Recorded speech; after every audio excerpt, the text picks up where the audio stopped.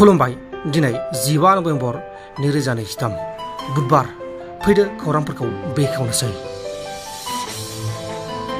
उत्तराखंड राज्योनि उत्तर कुचियाव हाजो जावफ्लंनानै राजा लामा बानायनाय टानेल बानायनाय समाव हरखाबै टानेला बायग्रबनानै 40 लेबारफोरा गुदुं सिङाव थाबथानानै दङ। क'क्राझार डिस्ट्रिक्टनि रामफल बिलनि थागिबि रामप्रसाद नार्जारी आरो सन्जय बसुमतारीया हा सिङाव थाना दं होननानै मिथिनो मोननाय जादों। वेस्ट बेंगलनि नर्थ 24 पारागानासआव मोनसे सोमोनांथाव जाथाया सोराङाव फैदों। सासे 40 बोसोर बैसोनि आइजोआ गावनि एक्स आर्मी बिहावजों गोबौवाचारजों गाग्लोबजानानै बुथारजादों। बुथारजानाय बिहामजोनि मुङा जाबाय मुक्ति बिश्वास आरो बुथारा दायनिगिरि बिहावनि मुङा जाबाय गपाल बिश्वास 55 बोसोर बैसोनि।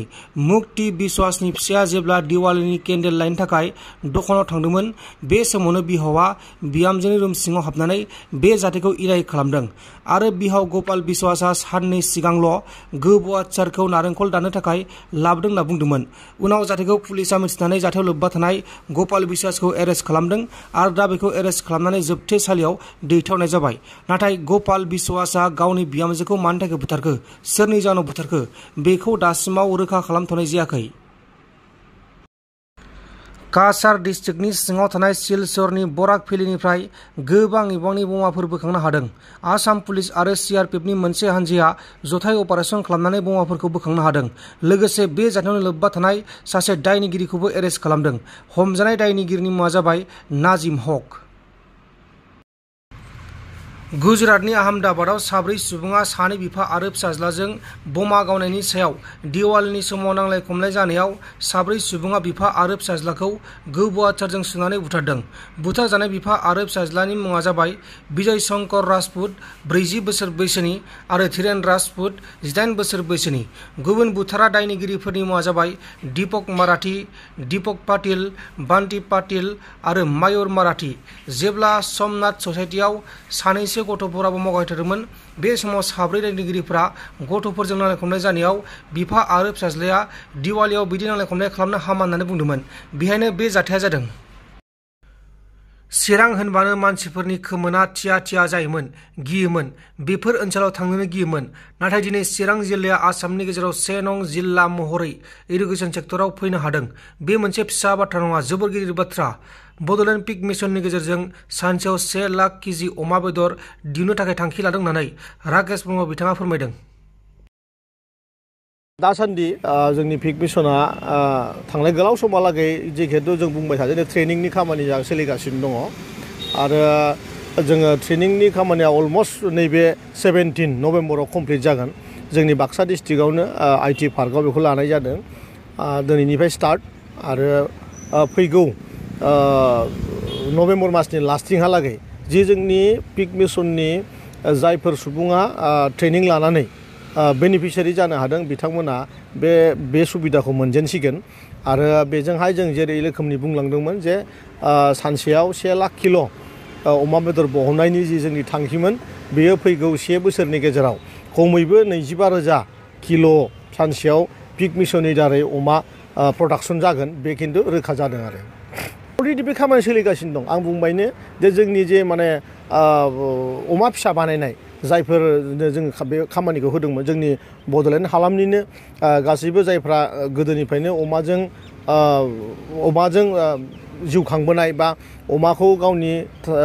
मोनसे बिजनेस रोखोमनि जायफोर बानायना लादोंमोन, बिथांमोननो जों बे सुबिदाखौ होदोंमोन आरो बिथांमोननि दिनैनि पजिशना अमाखौ नैबे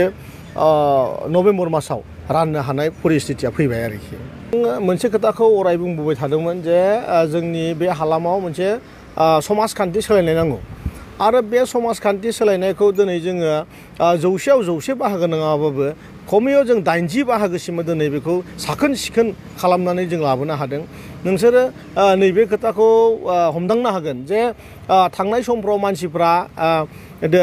माबायदि थासारियाव थायोमोन आरो दिनैनि थासारिया माबायदि। दिनै स्पेसियेलि इडुकेसननि खेथ्रआव दिनै चिरां बायदि डिस्ट्रिक्ट मोनसेया जायनोखि चिरां होनबानो मानसिफोरनि खोमोना थिया जाजोबोमोन, गियोमोन, बेफोर ओनसोलाव थांनो खोनासंनोनो गियोमोन। दिनै बेफोर खोथाखौ चिराङा दिनै आसामनि भितराव नाम्बार 1 डिस्ट्रिक्ट हिसाबै इडुकेसन सेक्टराव फैनाया बेथ' फिसा बाथ्रा जानो हाया। बाक्सा बायदि जायगाखौ मानसिफ्रा खोनाबानो गियो। खिन्थु दिनै दाख्लैनि जि रिजाल्ट बाक्सायाव दिनै जोङो सेकेन्ड पजिसनाव मोननो हादों आरो बेवहाय गोबां APS आरो UPSC एग्जामफोरखौ दिनै गोरलैयैनो पास खालामनो हानाय सुबुङा गोबां फैबाय बिनि बायदिबो जोंनि जि बे हालामाव जि डेभेलपमेन्टनि एक्टिभिटि मोनसेबो गामिफ्राव गोदो मेल मिटिं जाग्रा लेट्रिन बा बाथौसालि थानसालि बायदिसिना माने जेंनाजों माने जाब्र' जानानै थाजानाय मोनसे जोंनि बे हालामाव दङमोन खिन्थु दिनै जोङो आलारि सोरांनि नामजों दिनै जोङो 2 लाख खरि बाथौ मन्दिराव रां होदों मोनसे समस्थियावनो दिनै 20टा 14टा बेबायदि जों होनो हादों आरो बिनि बादिबो आइजो माहारिखौ जौगाखांहोनो थाखाय दिनै 25,000 रां खरि फार्स्ट इनस्टलमेन्ट हिसाबै जोङो दिनै 4,000निबो बारा सेल्फ हेल्प ग्रुपनो जोङो थांनाय बोसोराव होदों आरो नैबे डिसेम्बर मासाव 10,000 सेल्फ हेल्प ग्रुपनो जोङो 25,000 रां खरि होनो थांगासिनो दङ लेखा फोरोंनायनि खोथाखौ बयबो मिथिखादों सुपार 50 मिशन लन्च जानानै दं इडुकेसनाव आरो बिदिनो लाइभलिहुड मिशन सोलिनानै दङ अनसुंथाइ बिथांखि दङ जाय बिथांखिजोंनो गरिब जोंनि फिथा बेफारिफ्रा जोंनि ना बेफारिफ्रा बिसोरनि थाखाय जोङो साइकेलनिफ्राय आदि करि 5,000 खरि रां अनसुंथाइ माने समाजखान्थिखौ दिनै गमामायैनो सुस्रांनायनि हाबाफारिखौ मानगोनां प्रमद बर' बिथाङा रोहो हरसेयाव सानसेयाव 24 घन्टानि गेजेराव बिथाङा 20 घन्टा खामानि मावनानै बे समस्या माखासेखौ सुफुंनो थाखाय खामानि मावगासिनो दं बेनि बादैबो गावजों गाव अनलायनाय मोनसे समाजजों बुजिलायनाय धोरोमा धोरोमजों बुजिलायनाय बिथिंबो जोबोद आवगायगासिनो दङ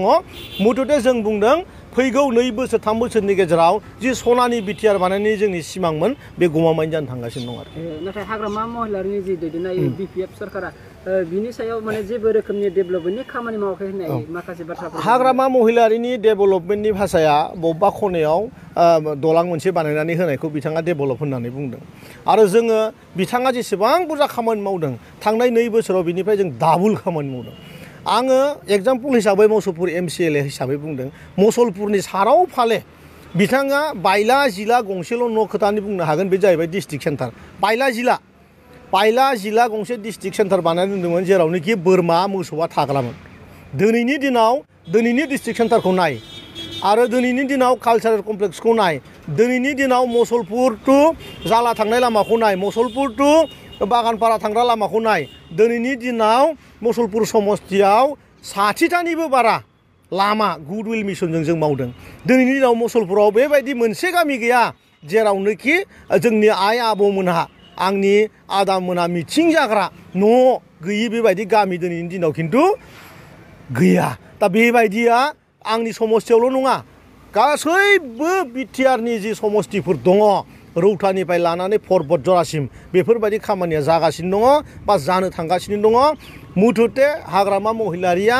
सासे एखेबारे मिसा खोथा बुंग्रा सासे जौ लोंख्रुबनानै थाग्रा सासे सुबुंसो आइफोर आदामोन आंनि आबौमोन बिनानावमोन बियो आसलते मानसिनि महराव मानसि नङा बियो माने जुनाद रोखोमनि सासे सुबुंसो बेनिखायनो जोंनो मानसि नांगौ मानसिखौ अनग्रा जोंनो मानसि नांगौ बे आरो प्रमद बर'सो जानो हायो बे हाग्रामा महिलारि जानो हाया आं थांनाय समाव जिहेतु दिनैनिफ्राय 4 दान आगोलावनो बुंबोबाय थाखादों जे BPFआ बे बाराव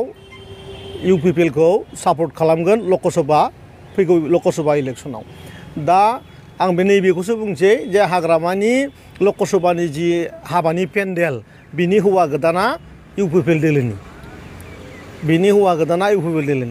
आरो बे जोंनि बर' जाथिनि थाखाय आरो बिटिआरनि रायजोनि थाखाय जोबोद मोजां बाथ्रा जे फैगौ दिनाव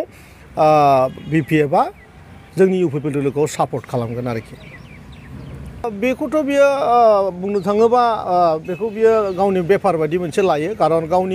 गावनि जि वार्कारफोर दङ जा दैदेनगिरिफोर दङ बिसोरनि गोसोखौ बायजानो गिनानै बिथाङा सैथोखौ बुङाखै खिन्थु जिहेतु सैथोआ साननै उनावनो फैखानांगौखाय आरो जों UPPL दोलोआ जिहेतु हाग्रामा गैयाबाबो जोङो माने हारसिङैनो दिनैनि दिनाव खमैयाव माने 9 लाख भट लानो हानाय जोंनाव केपासिटि दङ गतिके बिथांनि खोथा बाथ्राजों जोंहा जोबोद बुंनांगौ गैया खिन्थु जिहेतु भारतनि प्रधानमन्त्री बिथांखौ आरो फिन खेबसेबाव प्रधानमन्त्री खालामनांगौनि सार्थआव बयबो दलखौनो ज' जानायनि जिहेतु मोनसे थासारि फैदों ओंखायनो BPF-आबो UPPL-जों ज' जानानै जोंनि UPPL-खौनो बे बाराव भट होनानै देरहाहोनायनि थांखिखौ बयबो मावगासिनो बे खामानिखौ बयबो मावगासिनो दं आरोखि